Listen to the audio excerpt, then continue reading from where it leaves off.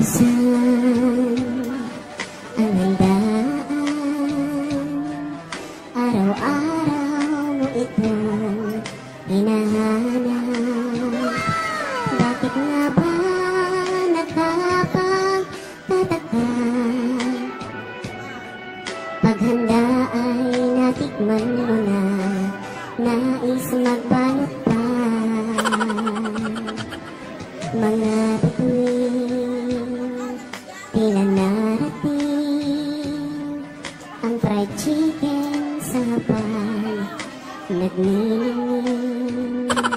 Kahit itong bagpo ay iisa, kahit na ilang kilong pansit, di kayang pigtasin, tangkay man din.